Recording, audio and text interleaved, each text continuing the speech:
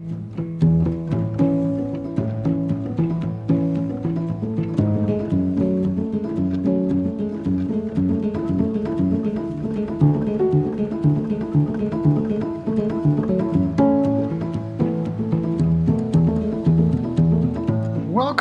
to Nature Revisited, the podcast. Nature Revisited is pleased to have Satin Flower Nurseries from Vancouver Island, British Columbia, as our sponsor for this episode. Dani Baker, the Enchanted Edible Forest Garden.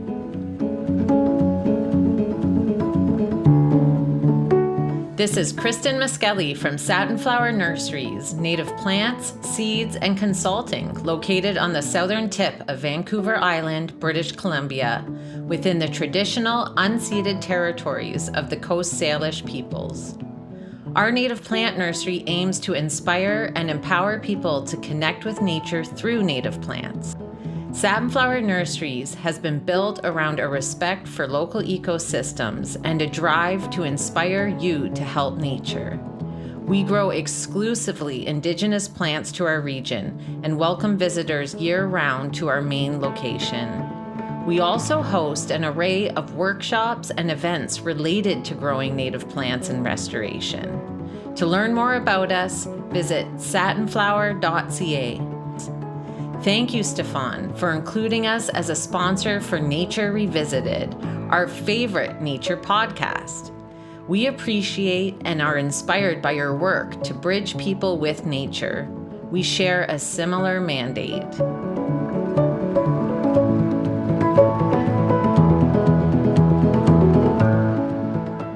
I am joined today by Dani Baker, who is the author of the new book, The Home-Scale Forest Garden.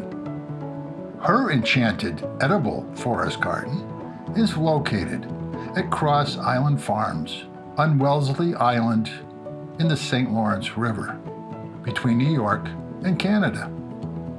Dani takes particular pleasure in inspiring others to try their hand at forest gardening and conducts workshops and tours at her garden, as well as her speaking engagements across the Northeast. So welcome, Dani, to Nature Revisited. How's everything up in the St. Lawrence Seaway? It's a beautiful day. It's overcast, a little breezy, 75 degrees, really nice. How about where you are? About the same. You know, it's a good day to work outside. Yes, I hope to do that after our interview. And thank you for joining me to talk about your book, The Home-Scale Forest Garden: How to Plan, Plant, and Tend a Resilient Edible Landscape. You say you live on the St. Lawrence River. How did that happen? Well, I'm on an island in the St. Lawrence River. The island happens to be interstate access, so I don't need a boat to get to my house. How did this happen? Well, I grew up just north of New York City when it was very countrified then, and then I spent my summers in the Adirondacks where my parents worked in a resort hotel in the summer. So I kind of fell in love with the landscape of northern New York State as a child. And then when I was looking for land, so I'd have something to do after I retired, I came to a 100-acre former dairy farm on Wellesley Island, and it looked just like the Adirondacks where I grew up. I fell in love with the landscape immediately, and it turns out Wellesley Island is part of the same geologic substructure as the Adirondacks, so no wonder. That's how I ended up on Wellesley Island. So how important was nature and the outdoors to you growing up? It was extremely important. In northern Westchester, I moved when I was around 5 to a house that was built on a former cornfield, and it was a new development, and it was still very rural in that part of New York State. There were fields and woods and a pond nearby, and I spent many, many hours wandering around the landscape. I taught myself to identify trees. I had a little tree book, and I'd go through the woods, and I'd look at the tree, and I'd guess what it was was, and I'd check the book, and sure enough, I had it right. And also, I have to tell you this story. So I'm wandering around, and one day I found these corn kernels on top of a rock with an indentation in the top. Now, remember, I'm 5, 6, 7 years old. I was sure that the Native Americans had ground their corn there, and I picked up the corn and very preciously, and I brought it home like it was some kind of prize. Well, of course, it was just left over from the cornfield that had been there, but to me, it really resonated. And then, of course, in the summers, we were in the foothills of the Adirondacks with pine forests and all kinds of wild berries everywhere, and I would wander around and just enjoy being in nature. So yes, very important to me. So what was your profession before you retired? And share with us your forest garden story. Well, I was a psychologist. I worked for the New York State prison system. When I was getting close to retirement, I need to feel productive and I need to have some structure to my day. And I was really worried about all the idle time I'd have. So we bought this property, as I mentioned, and we weren't planning to be farmers, but we took a class that inspired us to try our hand at farming. And we did it for 1 year, and we sold some vegetables, and I thought, this is the answer to my dilemma about not having enough idle time. If I'm a farmer, I won't have any. So my partner had a childhood dream of being an organic farmer, so the two of us just started this farm, and over the years it developed. We have annual vegetables, we have beef and pork and goats and chickens and ducks. And then in the 7th year, I took a class at Cooperative Extension, our local Cooperative Extension, on permaculture. And I'd never heard the term before. But the concepts made so much sense to me. It was like a revelation that I decided then and there, before the 2 hours was up, that I was going to plant an edible forest. And I came home and told my partner, and he very generously found a half an acre plot that he could spare from his pasture and built me a good fence to keep the deer out, because you can't have deer coming and nibbling your seedlings. And that was the beginning. So how does a forest garden or an edible garden, how does that differ from a more traditional garden? Well, first of all, it's primarily perennial plants. So a traditional vegetable garden would be mostly annual vegetables. This is primarily perennial and some self-seeding annuals. Then you are going to be using all the vertical space. So in a traditional garden, you're basically just using the herbaceous layer. In this kind of garden, you're going to go up as high as you can. So if you can only go up to the shrub layer, which is around 12 feet, that's fine. Or if you can go all the way up into the overstory, which could be up to 100 feet, even better. So you're using all the vertical space. You're not disturbing the ground at all. Once you plant, you're done. And the ground is covered always with something living or mulch, but some organic matter. Just like in the floor of a forest where you either have a cushion of leaves or pine needles, the ground is always covered. You're not going to do any tilling. And as the forest garden develops, because the ground is covered, weed seeds don't have much of an opportunity to take hold. So there's less weeding. You're going to build in all of the nutrients that your food-producing plants need through other plants. So you're not going to need to add any amendments over time. You're also going to build in some protections through plants and beneficial insects and animals against pests, insect pests, and also against disease. So you'll minimize your need to address those things in terms of human labor. It's very exciting to me. Take perennial vegetables, for example. You plant them once, and then you harvest them for years going forward. With an annual vegetable garden, you have to do the same thing year in, year out. You have to till, you have to plant your seeds or your sets, you have to cultivate, you have to water, all of that. All of this is taken care of by nature in an edible forest. So you answered my next question, but I'm going to ask it anyway. What are some of the benefits of the forest garden versus the traditional garden? Well, the first thing I think of in answer to that is the abundance. There's more harvesting to do every year. The bushes get bigger, they hold more berries. The trees start bearing tree fruits, the nut trees will eventually produce a harvest. Most of the ground covers are edible. So there's just a huge amount of food. Plus, it starts really early. It starts in April. Actually, it starts before April. I dig my sunchokes in March, just after the ground up here defrosts. And I continue harvesting right through November, sometimes into December. So there's a much longer harvest period than in an annual vegetable garden. The amount of labor compared to an equal-sized plot of annual vegetables is greatly reduced as time goes on, as I explained earlier, because nature takes care of so many things that humans do in an annual vegetable garden. You don't totally disregard the traditional garden, do you? No, I have a different place where I put my traditional vegetables. You know, there are some plants, some self-seeding plants like lettuce, which is very simpatico with the idea of a forest garden because they do self-seed if you let them go to seed, and then you'll have new lettuce the following year or later that season. So you could do that. My forest garden happens to be a little bit of a distance from my house. It's like an eighth of a mile down the road. My vegetable garden is much closer. Vegetable gardens tend to require daily attention. Certainly you can have both. Some people integrate annual vegetables into a forest garden. Other people keep them separate. One does not replace the other. You can't, a tomato, there's no perennial tomatoes that I know of unless you live in the tropics.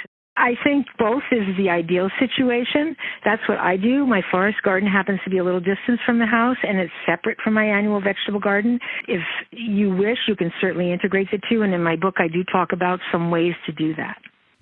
You say in your book that it was a talk on permaculture that really led you to the forest garden. So for those who are listening and might not be familiar with the term permaculture, can you define it and talk about why it is so important to the forest garden? Of course.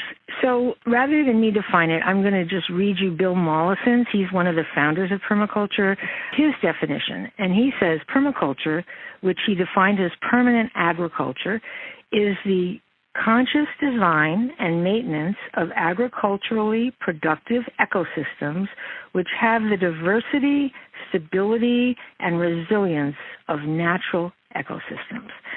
So, in other words, you're modeling your garden after nature. In fact, in a forest garden, it's not like the deep woods where there's a lot of shade. You're modeling after a forest edge where a lot of sunlight comes in and you have a huge diversity of life, both plant life and animal life. There are several principles in permaculture that I've adopted and applied in my garden. Permaculture goes way beyond a forest garden. It can teach you which stove to decide to buy or build for your house and many other things. The principles that I've applied, first of all, is maximize diversity. So in my garden, I have over 300 different kinds of plants, mostly all mixed up, so that pests are more confused. Maximizing solar absorption, so that's where all the layers come in, where you're absorbing all the solar radiation that is available. Maximizing water conservation, and there's many techniques for doing that. Designing for sustainability. Now, to do that, you incorporate, as I mentioned earlier, plants that will support the food-producing plants in a number of different ways, and you also want to build in redundancy. So for any item that you decide to include in the garden, you want to make sure that they fulfill at least three functions, so you're not wasting space on a plant, for example, that's only doing one thing for you. You also want to have a lot of redundancy. So water is very important. It's great to have 3 or more sources of water. There's an expression that I learned from an Army friend: 2 is 1 and 1 is none. So if you only have 2 ways of supplying some important function and you lose 1, now you only have 1. You're very close to none. But if you have 3, there's some insurance that even if 1 or 2 fail, you're still going to be able to provide that function. Redundancy from that standpoint, and also having anything you incorporate have at least 3 functions, really maximizes the productivity of your garden. So how does permaculture and organic kind of overlap each other, and how are they connected? In organic agriculture, you don't use any man-made pesticides, herbicides, fungicides, or fertilizers. you can use approved things that are more natural of all of those things. In permaculture, you attempt to have nature provide all of those benefits. So you're not using chemicals, but you're also not using even natural substances. You're having your arrangement of plants and the way you invite natural predators into your garden to provide all those services. So how do you select what plants to grow? I wasn't that familiar with perennial plants when I started this garden, so I just read a lot of books and looked at a lot of catalogs, and anything that I thought I could grow, I tried to grow. As long as it was within one hardiness zone of my region. I'm in zone 4, which means that our average minimum temperature in the winter is between minus 20 and minus 30. Zone 5 has the average low minimum temperature between minus 10 and minus 20. So I thought, well, I'm going to push the envelope. If I can grow something that's really more suitable to a slightly warmer winter, I'm the only one who's going to have it. And I was betting that global warming might make our winters more mild going forward. And I also, any plant that I think is going to be vulnerable to the cold, I try to put it in a microclimate or create a microclimate that is going to be conducive to its happiness. It hasn't always worked out, but I've been trying to do that. And then, anything that I thought I could grow that I thought I would enjoy eating or that maybe someone else might enjoy eating, I planted. So how important is diversity in your garden when it comes to the plants that you choose to grow? Well, it's really important. In nature, there are very few monocultures. I mean, you can find them. Sometimes there's a stand of white birch that stands alone. But most natural habitats have a diversity of plants. And so I wanted to model my garden after that. Do you have non-food producing plants in your garden? Yeah, I have some non-food producing plants that support the other plants. Some of them have other benefits, though, like medicinal value. So comfrey is an example. Comfrey is a plant. It's called a nutrient accumulator. It's in that class. So it pulls up nutrients from the subsoil. It actually concentrates 6 different nutrients in its leaves, including phosphorus and potassium, which are very important for plant growth. It's a herbaceous perennial. So the leaves die and decay over the winter, and as they do that, all those nutrients become available to the surrounding plants, and you can also cut and drop it. But that's not the only function it serves. It has lovely lavender flowers that are very attractive to pollinators. It also is an attractive plant to the human eye, so it has aesthetic value. And then it's a habitat for spiders. They like to be under a lot of, dense leaves. It also is very useful medicinally. I don't know if you've ever heard of using comfrey to mend a broken bone or to heal a sore on the skin, but traditionally it's very useful for those purposes. So there's an example of a plant that fulfills, what did I already mention, 5 functions, but no food function. When it comes to acquiring plants for the forest garden, does my local nursery have the kind of plants I'm looking for? And if not, how reliable are mail order plants? I don't know if your local nursery does. Mine do not, by and large. I've mostly ordered from mail order places and mostly bare root stock. And over the years, I've determined which nurseries give me stock that does well for me and which nurseries do not. In my book, in my resource section, I do list some nurseries that I found very positive, but everybody's different. For example, if you're in a southern state where these principles apply, you don't have to be in a cold area. You might be best getting stock from nurseries that are also in warmer climates so that the plants they send you may be better adapted to your warm climate versus if you live in the northern part of the country or southern Canada, you might want to source your plants from nurseries in a similar hardiness zone so the likelihood of their surviving in yours would be increased. I think more and more nurseries are seeing there's a demand for this and expanding. So how does the hardiness zone affect my plant selection? And can one have a forest garden in the warmer climates? Absolutely. I think in the States, the zones range from 3 to about 9, and many plants are suitable for that whole range. Some of them are restricted to the lower part of the range, like maybe 2 to 6, like a tree called tamarack doesn't do well in a warmer climate than 6, but then some of them cover the whole gamut. So absolutely, you can do this kind of gardening in any place, even in India, which is mostly tropical. Traditionally, in tropical areas, people had forest gardens surrounding their houses, and they supplied almost all their needs from the plants surrounding their houses. So you can certainly do it even in a tropical area. How long should I expect, or can I expect, to see some of the fruits of my labor? And how long does it take to kind of start one and to see the results? First, there's a lot of time spent in planning. You really need to study your land and understand the quality of the soil, how the sun moves around it, any obstacles, what kind of shade, what kind of sunlight you have, the water table, how does the wind blow. All of these things are important to understand and actually note and even map. And then once you do that, you can start planning any infrastructure you decide you want. You may not need any or desire any, but if you do, that would be one of the first steps. And then start planning where you're going to place your plants and choosing them as well. You do have to consider, you kind of do the planning in, I'd say, 4 dimensions. So you're going to plan it in terms of the length and width on your ground, but also the height, and then you're going to be planning it in time, because some of your trees may not reach mature size until maybe 50 years, in which case you have to keep them at the proper distance from another one when you plant it so they'll have room to spread out.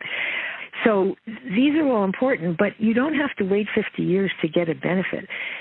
If you decide to plant any culinary herbs, you can usually start harvesting them the first year.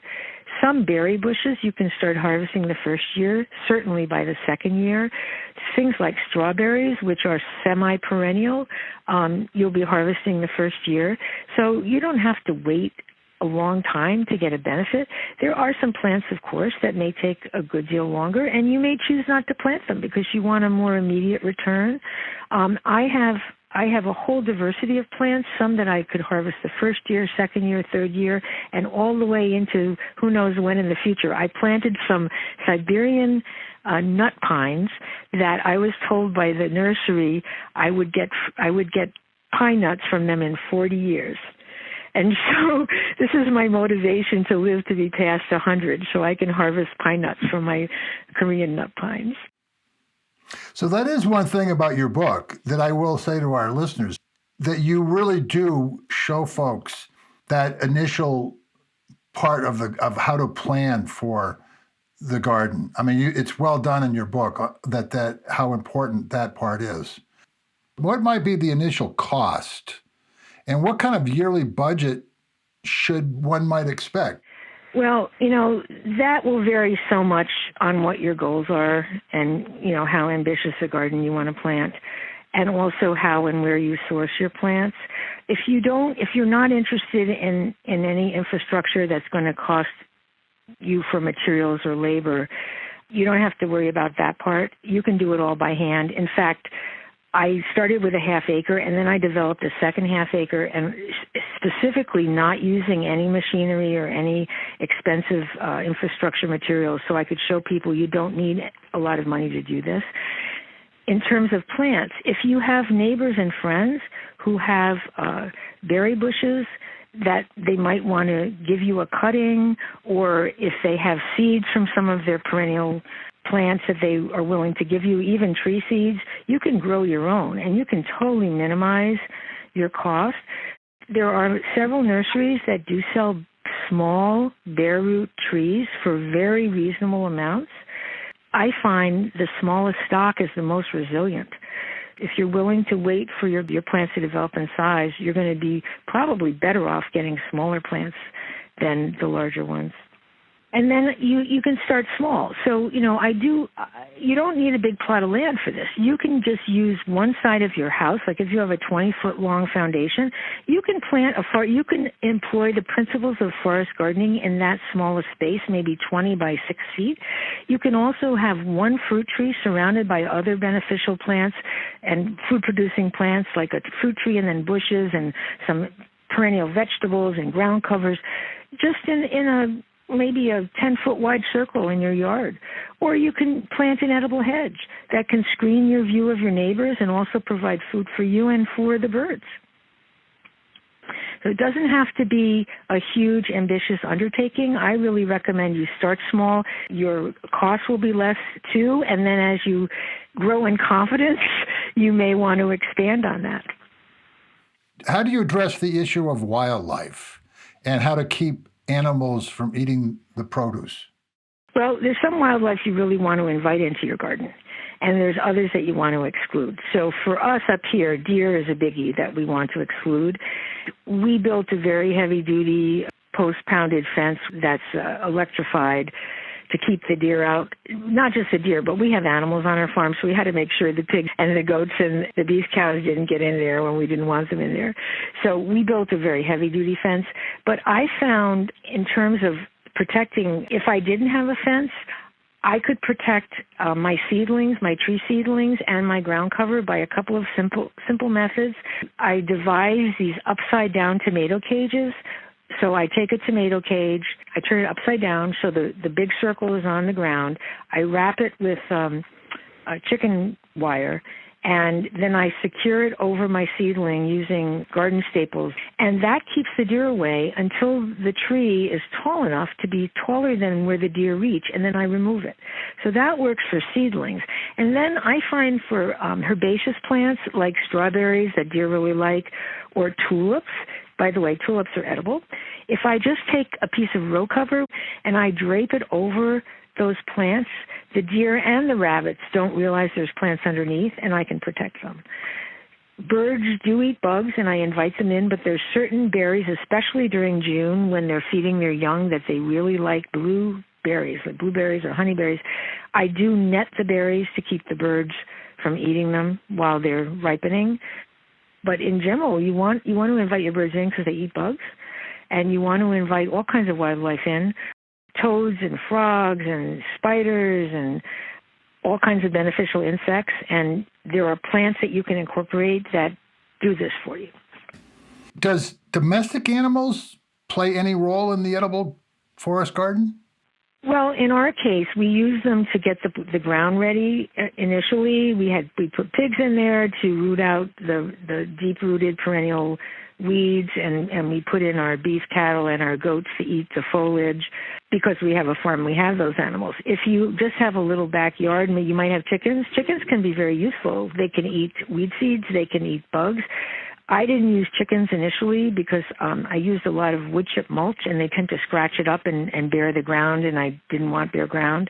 Ducks can be very useful. Ducks love slugs, and they're quite delightful to watch if you have a pond, swimming around and we call our ducks party ducks because especially, in the middle of the night, they're just frolicking around. Those animals can be useful in your garden, but you don't have to have them. You can just invite wildlife in. We all know that the climate is changing. How might you address that the forest garden is actually something that's beneficial to that situation? Very much so. So in quite a few ways. First of all, you're not disturbing the ground at all. And as your trees and plants get bigger, you're sequestering more and more carbon in the stems, the roots, the leaves of the plants, but also in the ground in a stable form called humus, because the soil is improving constantly because of all of the natural processes that are going on, incorporating organic matter inside the soil. So in all those ways, you're reducing the carbon in the atmosphere in a small way, but at least you're not making the situation worse. Then the amount of diversity in your garden makes it possible for you to have bountiful harvests, even if some plants are affected by severe weather events. You have other plants that are thriving. So, for example, this past winter was a very harsh winter for us up here. It got down to minus 20 or below 5 different times. But in between, it was up above freezing. So the plants were very confused. Is it time to bud out? It's spring. No, it's minus 20. I have a lot of winter kill this year, actually more than I've ever had, I think because of that roller coaster ride that the temperature took. But I also have a lot of plants that are thriving. They're loaded with berries. I can't wait to start harvesting next month. That would be in June. And so the diversity in a garden like this really helps weather a lot of the changes in climate and severe weather events. It's very resistant to drought because you have your ground covered all the time. And by something living, and the shade also helps to conserve water. And also all of the foliage in the ground cover also helps when you have these severe rain events, helps to keep the water on your property and soak in the ground rather than run off. So there's many ways that an edible planting like this does really help the earth, but also resist the changes in climate. What draws you spiritually and emotionally to your forest garden? It's more than just growing food. When I was a child, I used to love going out every day and observing in the spring and summer and observing the subtle changes in every plant overnight. And in a forest garden, you get to experience this manifold times. I'll go out there with some goal in mind, and I'll start wandering around, and oh, look, this is about to flower. Oh, look, here's a nest of caterpillars that's been eaten by birds, and there's no caterpillars left. Oh, look, here's a plant that decided to grow here that I didn't intend, but I kind of like it. I'm going to leave it.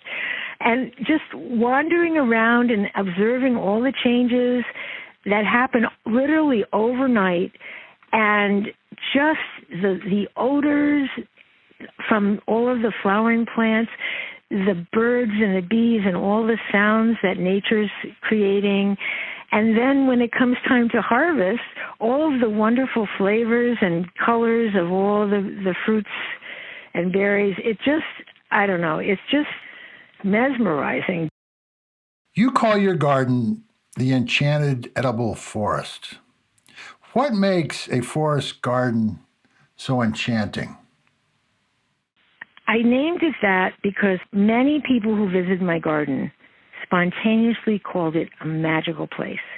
And people don't want to leave when they come into the garden. It's sort of like when you walk down a path in the woods and you just feel this transporting presence of nature, and that's what you feel in the garden. So it's a magical place. So I like alliteration. Enchanted Edible Forest captured that magical quality.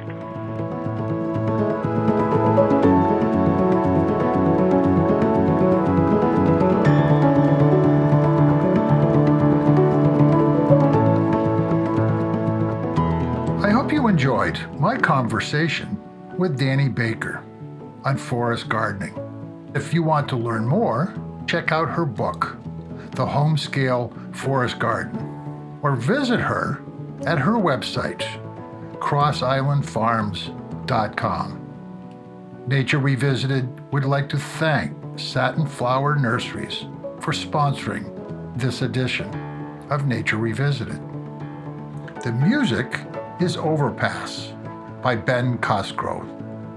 If you enjoyed this episode, please share with friends, family, and colleagues. You can follow Nature Revisited on Instagram, YouTube, or at our website, nordenproductions.com. That's Norden, Noorden, Productions.com. Nature Revisited is produced by Stefan Van Norden and Charles Gagan, and I hope you will join us for the next edition of Nature Revisited.